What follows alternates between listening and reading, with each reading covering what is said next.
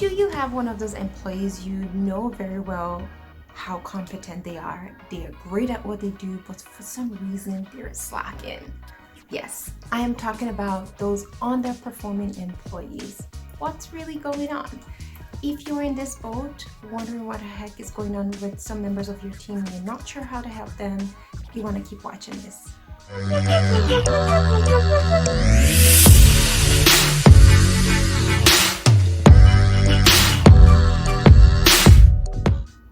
Welcome to another episode on the Growth Leadership Cafe. My name is Adesuwa, and if this is your first time coming across my YouTube channel, you're very welcome. On this channel, I talk about all things personal and organizational leadership for folks who are new to management or some form of supervisory role.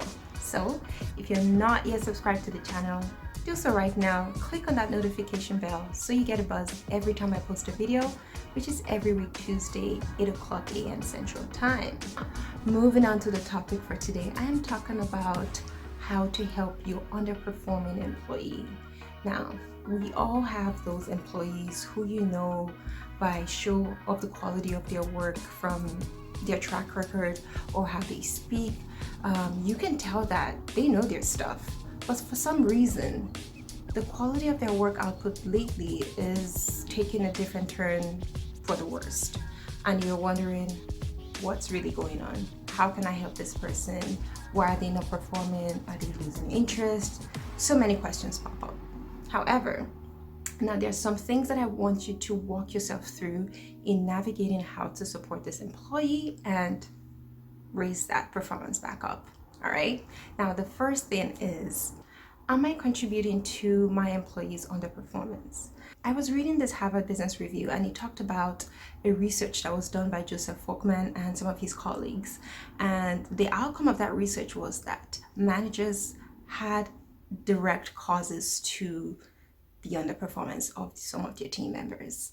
Now, what does that mean exactly? Now, I'm not trying to say that you are willfully sabotaging your employee that is impacting their performance, but maybe there is something there that might need some exploration, right? So I want you to think about that in thinking about how you're working with this employee. How does it differ from how you work with other persons on your team? And in that process, make note of the things that you think maybe you can do differently to support this employee. But again, this is not finalized, right? Because you haven't spoken to the employee yet, okay?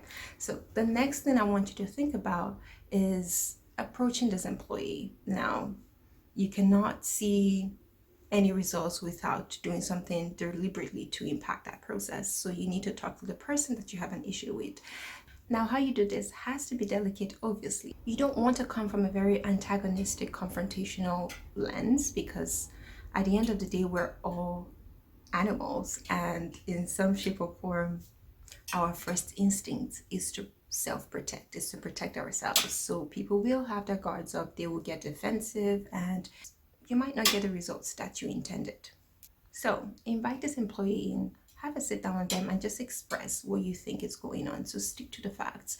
What is the quality of their work output? How is it impacting the process? And ask them, like, what's really going on here? As opposed to, why is your work bad? It's, help me understand what's going on for you. Why is this not the quality that we talked about? Sometimes it might be that your expectations, your instructions are not that clear enough. And so when there is confusion, when people start to assume, that means they don't know, right? So people will make things up for themselves as they go. Will that always be right? Not so much, right? So really have an honest dialogue and get their input, their perspective on what they think is going on. You might just be surprised that it's some external factor that you did not even anticipate that is impacting their work output, or it was just a gap in miscommunication. So it's very important that you go in there with an open mind, with a disposition to listen and actually listen to what they have to say. And based on the outcome of that conversation, you guys can think about some actionable items on what you both can do differently to change the outcomes that you're seeing or the performance, right? So on your part, what are you going to do to support that employee and get them to also take some accountability in improving their work output. I'll leave you with this final saying. Underperformance doesn't always imply incompetence. There might just be some bottlenecks in the way, some communication gaps that need to be clarified. All right. So that is all I have to say on this subject. If you found this helpful, by all means, give this video a like, or yet subscribe if you haven't yet done that. And I will see you in the next episode. Bye for now.